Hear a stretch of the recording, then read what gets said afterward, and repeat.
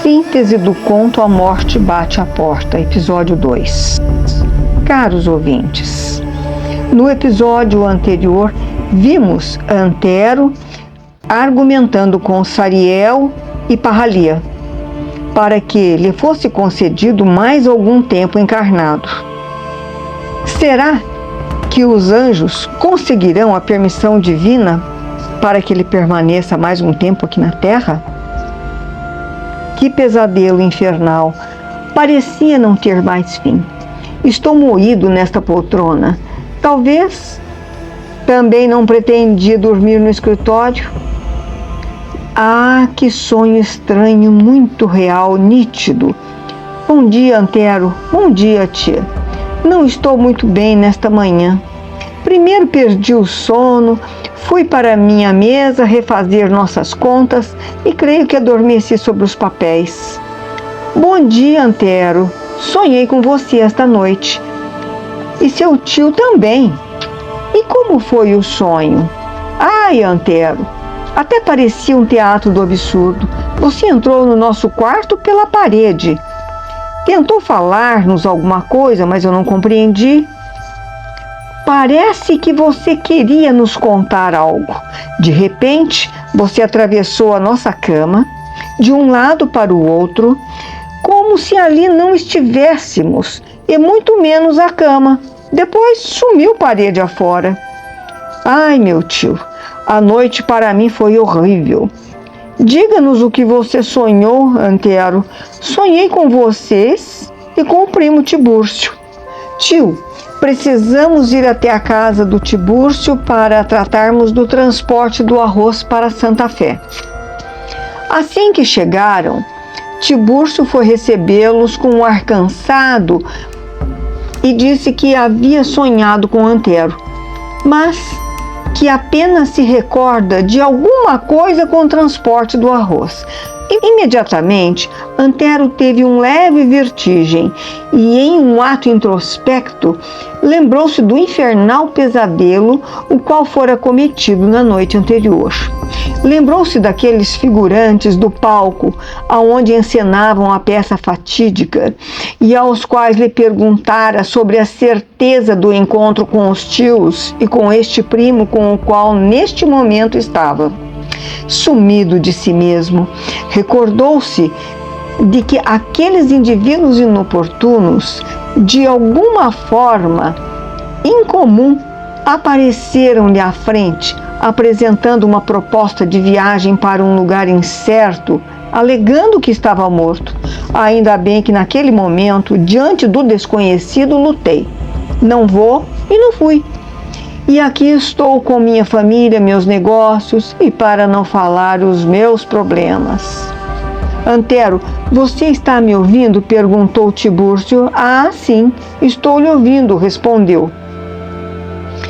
Vamos resolver a questão do recebimento da venda que fizemos. Após resolverem a negociação, Antero e seu tio retornaram para casa. Você ainda não melhorou, Antero? Perguntou tia Clementina. Preciso repor o sono, tia, mas logo estarei bem.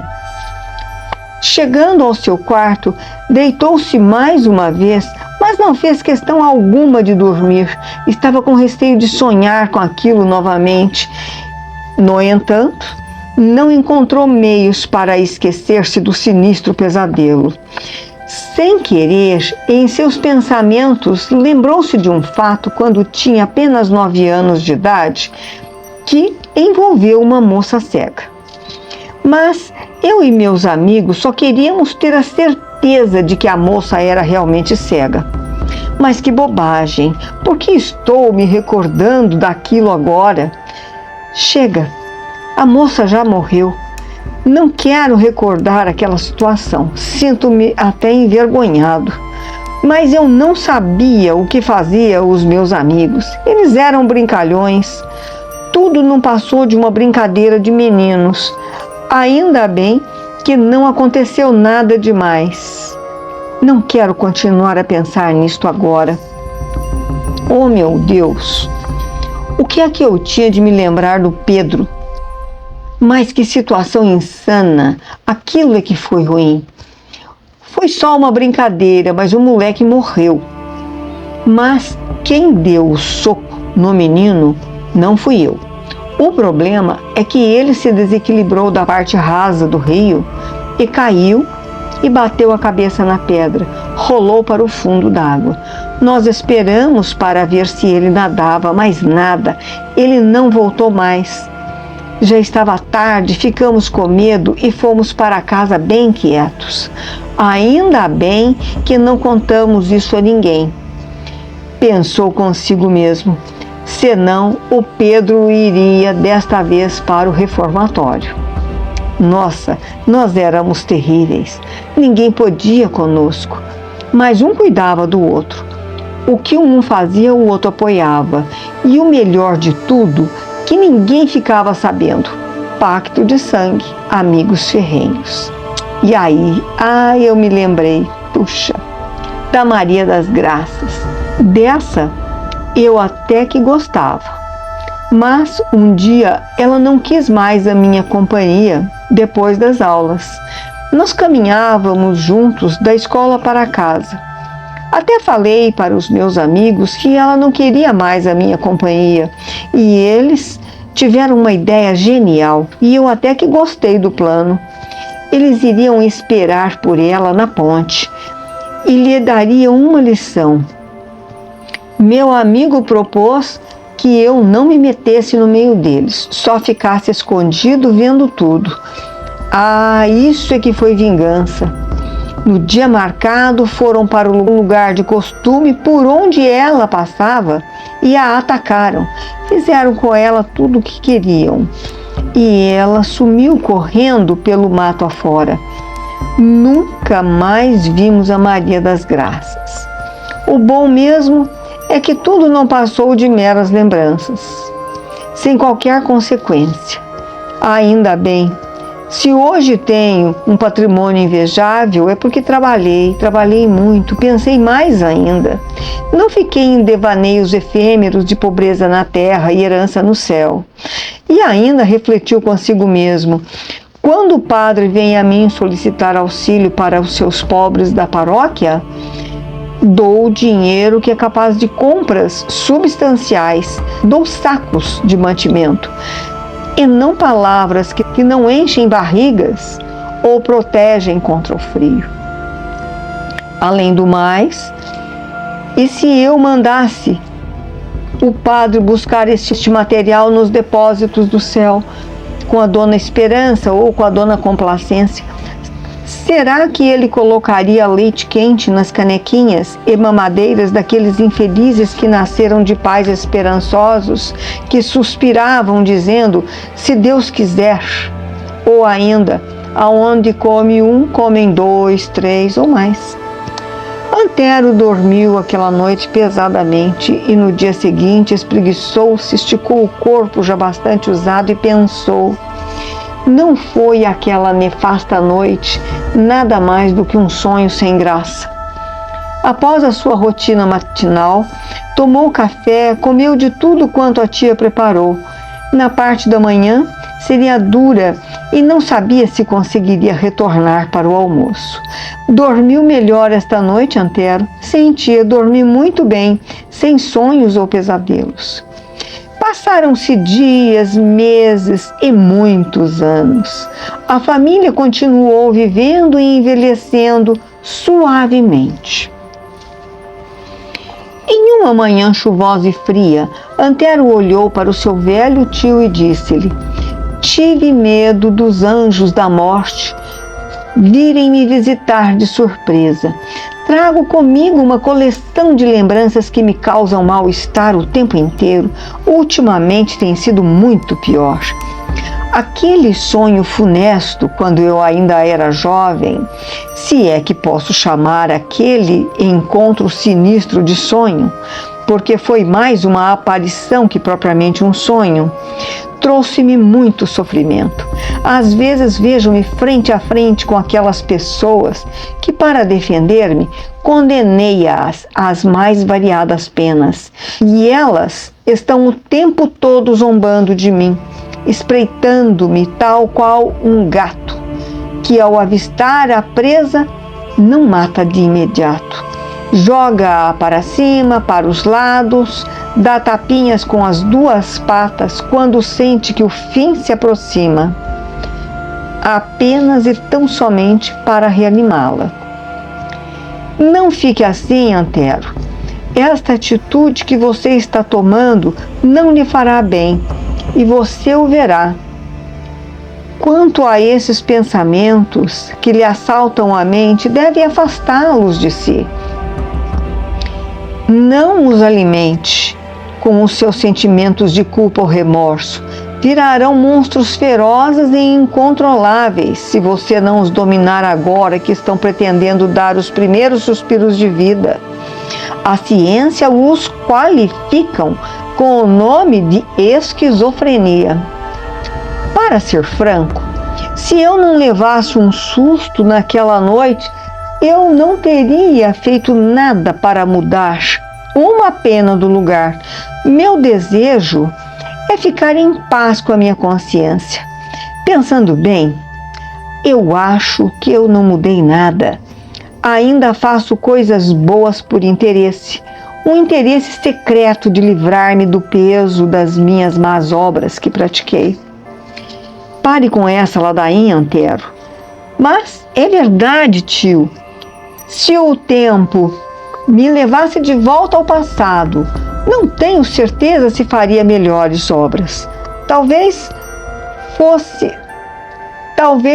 não fosse assim tão rico. Talvez fosse um comerciante comum, pagador de aluguel, impotente até para liberar um flato de ar. Ou morte desumana, porque humana deixou de ser quando quis ser a morte. Por que vieste me visitar e revirar a minha cabeça, meus sentimentos? Eu era tão forte, tão determinado, e nesses últimos anos tornei-me inseguro, culpado e infeliz. Realmente apreciei muito não terdes me levado naquela noite sombria, mas não sabia que o pedaço de vida que me havia concedido seria a própria morte. A morte dos meus princípios, a morte das minhas convicções. Que faço eu agora? Vivo neste corpo ambulante, nu, sem minhas convicções, sem minhas idiosincrasias. Estou morto porque, revendo os meus conhecimentos, precisei depô-los à beira da estrada, porque se tornaram ultrapassados, inúteis, porque julguei-os imprestáveis. Estou nu como no dia que saí do ventre de minha mãe. Por trás, recebo o vento frio no lombo. Pela frente, vejo o infinito negro. Meus pés machucam-se todo instante com as pedras pontiagudas que encontro ao longo da jornada.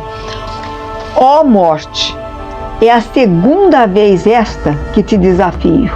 Apareça-me quando esta segunda vez acontecer. Venha esclarecer-me sobre este purgatório que me encontro. Foste tu a causadora deste sofrer. Enquanto eu vivia com as minhas velharias emboloradas e poluídas, eu era mais feliz porque havia sentido para os meus dias, e nesse momento de loucura sóbria, invoco-te, conclamo-te, venha encontrar-me frente a frente comigo, a fim de que prestes contas do tumulto que me impusestes. O jantar está servido, Antero. Parece-me que você está melhor esta noite. Sim, tia, estou. Logo mais irei ao encontro do Tibúrcio para nos divertirmos um pouco. Boa música, boa bebida, uma boa conversa não fará nada mal. Preparou-se como de costume, despediu-se dos tios que recomendaram que não exagerassem, ao qual respondeu-lhes: que nada, tio, tenho uma pedra de urânio no meu cérebro. Ao chegar no lugar marcado por Tibúrcio, não o localizou, mas em seu lugar uma bela moça veio recepcioná-lo e concluiu que era dona do lugar, admirando sua beleza. Perguntou-lhe a moça se queria acompanhá-la até a outra entrada, ao lado do estacionamento. pois os músicos já haviam chegado e as cadeiras eram estofadas. Ah, pensou ele, sala VIP. Parou o carro e acompanhou a possível proprietária do bar. Costumo vir aqui com o meu primo Tiburcio algumas vezes, mas não me recordo de tê-la visto por aqui. É a nova proprietária? Nós já nos vimos há muitos e muitos anos em seu escritório. A senhora já fez negócio comigo no meu escritório? Sim, mas não consigo me lembrar. A senhora estava só ou acompanhada? Estava acompanhada. Jamais trabalho sozinha. Sempre tenho um acompanhante. Estou sentindo uma sensação inebriante. É assim mesmo, Antero. Algumas pessoas quase adormecem ao meu toque. Outras assustam e saem correndo. E outras ficam paralisadas. Ainda não nos apresentamos. Qual é a sua graça? Meu nome é Sariel. E aquela noite em que você me conheceu, estava acompanhada por Parralia. Sem outra indagação, Antero sumiu de si mesmo, sentado em seu automóvel. Na manhã seguinte, Tiburcio chegou e disse: Tio, o que faz aqui tão cedo? Vocês ainda não estão sabendo? Não, o que aconteceu? O Antero foi encontrado morto dentro do seu automóvel. Mas o que foi? Morte natural, disseram. Não sofreu nada. Caros ouvintes, este trabalho literário trata-se da segunda fase da síntese do conto A Morte Bate à Porta, escrito e narrado por Yamatar. Se você apreciou o enredo, por favor, conceda-me o seu like. Mas se gostou da apresentação, peço gentilmente, inscreva-se no canal Contos Interessantes. Meus sinceros agradecimentos e um afetuoso até breve, Yamatar.